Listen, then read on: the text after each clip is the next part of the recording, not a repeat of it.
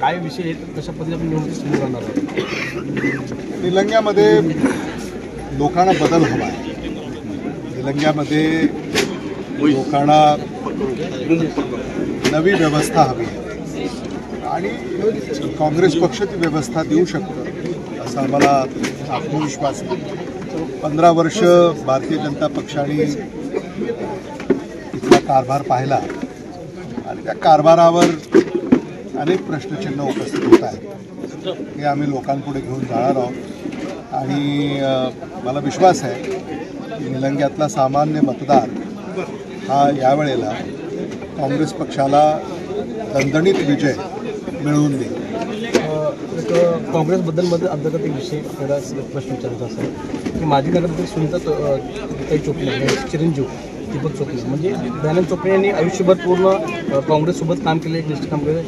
अंत्यविधीने आपण ते उपस्थित होता आणि काँग्रेसचा झेंडा घेऊन त्यांना अंत्यविधी झालेली आहे. अशा एका चांगल्या माणसाला उमेदवार द्यावं त्यानं नाराजी व्यक्त करण्यात येईल. मी एकाबद्दल बोलतो. या संदर्भामध्ये मी आपल्याला एवढंच सांगू इच्छितो की तिकीट वाटपामध्ये एखाद्यावर अन्याय झाला असेल तर याचीसुद्धा चर्चा आम्ही पक्षामध्ये करू आणि त्याचं योग्य पद्धतीनं भविष्यामध्ये पुनर्वसन करता येऊ शकतं. म्हणजे नगरपालिका आल्यानंतर आम्हाला त्यांना म्हणजे अनेक मार्गाने त्यांचं पुनर्वसन करता येतं, त्यांचा सन्मान करता येतो. त्या संदर्भाने पक्षामध्ये चर्चा होईल. जसं तुम्ही म्हणालात, एक नाव तुम्ही सांगितलं, असे अनेक असतील. शेवटी 100 अर्ज आमच्याकडे आले होते, त्यापैकी फक्त 23 नावच आम्हाला निश्चित करता येत होते. त्यामुळं सगळ्यांना न्याय देणं हे शक्य होत नाही. असं असलं तरी ज्यांच्यावर अन्याय झाला असेल त्यांचा सन्मान हा निश्चित भविष्यामध्ये राखला जाईल. राज्यामध्ये महाविकास आघाडीचं युती आहे, मात्र जिल्हाभरामध्ये असं पाहायला मिळत नाही आहे. कुठे काँग्रेस आणि शिवसेनेची युती झाली आहे तर कुठे अजित पवार गट तुम्हाला आव्हान शरद पवार गटाचं आव्हान देण्यात आलेलं आहे. रेणापूरमध्ये तीच परिस्थिती आहे, निलंग्यामध्ये तीच परिस्थिती आहे. कसं पाहताय? उदगीरमध्ये आमचा प्रयत्न हा महाविकास आघाडी करण्याचाच राहिलेला आहे. स्थानिक पातळीवर काही अडचणी उद्भवतात. स्थानिक पातळीवरच हे अधिकार आम्ही दिले असल्यामुळं जिथं महाविकास आघाडी झाली तिथं आम्ही केलेली आहे आणि जिथं नाही झाली तिथं मला असं वाटतं कार्यकर्त्यांचा रेटा आणि मग तिथं निवडून येण्याची क्षमता असणारे उमेदवार हे ज्या त्या पक्षानं, हे काही काँग्रेसनंच केली असं नाही, मग ते राष्ट्रवादी काँग्रेस पार्टी, शरदचंद्र पवार किंवा शिवसेना, उद्धव बाळासाहेब ठाकरे किंवा इतर मित्रपक्ष, त्यांनी तो स्थानिक पातळीवर निर्णय केलेला आहे. मला असं वाटतं की त्यामुळे कुठे महाविकास आघाडीमध्ये काही बिघाडी झाली आहे असं म्हणण्याचं काही कारण नाही. बरं, यासोबत संलग्न प्रश्न आहे की याचा फटका तुम्हाला बसू शकतो असं वाटतं महाविकास आघाडी? मला असं वाटतं की इलेक्टिव्ह मेरिट पाहून आमच्या स्थानिक पातळीवर निर्णय झालेले आहेत तेव्हा तसा काही फटका बसेल असं आम्हाला वाटत नाही. आणि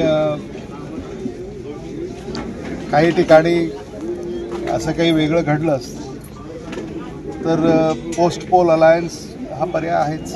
भैसा तुम्ही असं म्हणलं तर निलंगेकर जनता ही निलंगेकर आहे, त्याचे मतदार निलंगेकरचे आहेत.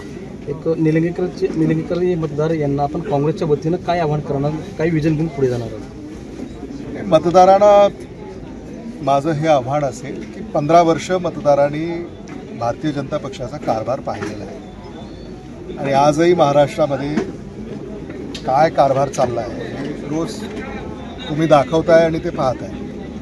त्यामुळं काँग्रेस पक्षाला निलंगा शहरातील नागरिकांनी संधी द्यावी, प्रामाणिकपणे त्यांची सेवा काँग्रेस पक्षाच्याकडून होईल आणि त्यांना जे अभिप्रेत असलेलं प्रशासन आहे ते प्रशासन देण्याचं काम काँग्रेस पक्ष करेल.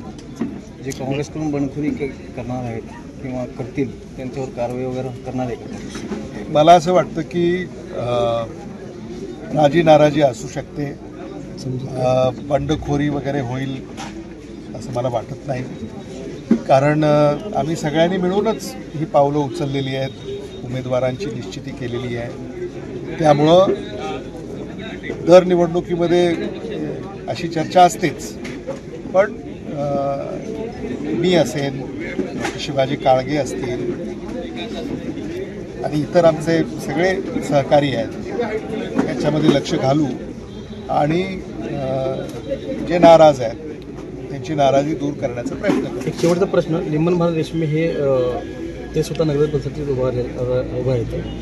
काँग्रेस पक्षाला त्यांच्यामुळे अडचण मोठी होणार आहे, ती जाणीव मतदारांना पण आहे आणि नेत्यांना पण आहे.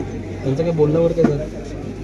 मला असं वाटतं तर त्यांनी तो निर्णय केलेला आहे. म्हणजे महाविकास आघाडी म्हणून आपण भूमिका बजावावी अशी आमची भूमिका आम्ही जिल्ह्यामध्ये कळवली, पण काही ठिकाणी ऐकण्याच्या पलीकडं किंबहुना त्यांना देखील त्यांची भूमिका ही पुढे न्यायची असल्यामुळं कदाचित असे निर्णय होतात.